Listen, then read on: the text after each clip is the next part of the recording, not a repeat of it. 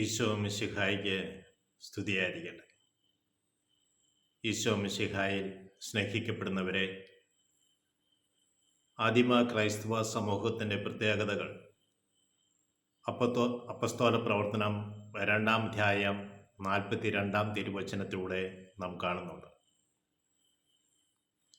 4 കാര്യങ്ങളാണ് അവിടെ എടുത്തു പറയപ്പെടുക.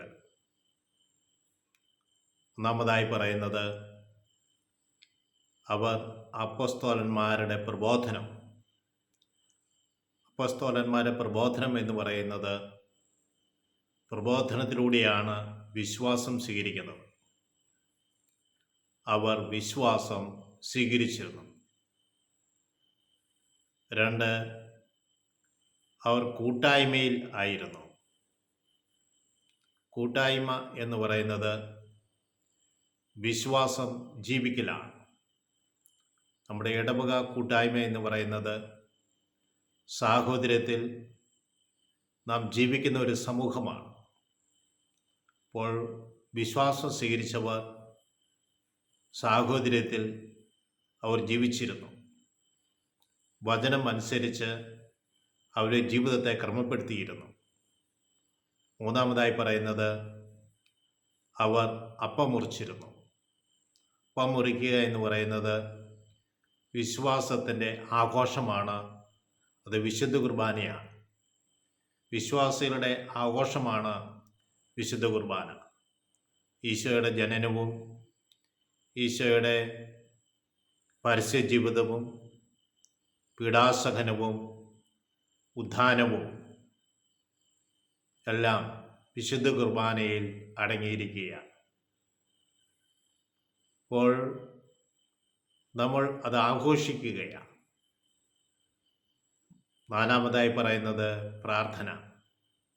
പ്രാർത്ഥന എന്ന് പറയുന്നത് വിശ്വാസത്തെ പരിപോഷിപ്പിക്കുകയാണ്.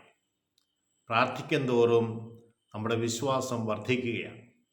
ഈ 4 കാര്യങ്ങളിൽ സദാ താല്പര്യപൂർവം അവർ പങ്കുചേർന്നിരുന്നു. അപ്പോൾ നമ്മൾ യഥാർത്ഥമായ ക്രിസ്ത്യാനികളാണെങ്കിൽ ഈ 4 കാര്യങ്ങൾ നമ്മുടെ ജീവിതത്തിൽ ഉണ്ടായിരിക്കും.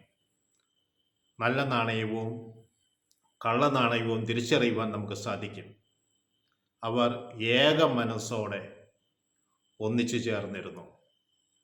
അവർ പ്രബോധനം സ്വീകരിച്ചിരുന്നു. പ്രബോധനം സ്വീകരിച്ചത് കൂട്ടായ്മയിലൂടെ അവർ ജീവിച്ചിരുന്നു. അവർ അപ്പം മുറിച്ചിരുന്നു.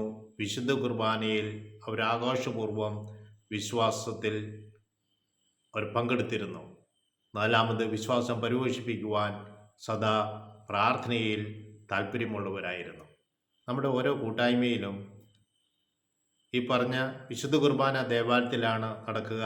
മറ്റു 3 കാര്യങ്ങളിലും നമ്മൾ ഉൾച്ചേരുന്നുണ്ടെങ്കിൽ, ഹൃദയപൂർവ്വം ഉൾച്ചേരുന്നുണ്ടെങ്കിൽ, നമ്മൾക്കും ആദിമ ക്രൈസ്തവ സമൂഹത്തിൻ്റെ കൂട്ടായ്മയുണ്ട് എന്ന് പറയാൻ സാധിക്കും. വിശുദ്ധ കുർബാനയാണ് നമ്മുടെ എവിടെയും കേന്ദ്രീകൃതമായി നിൽക്കേണ്ടത്.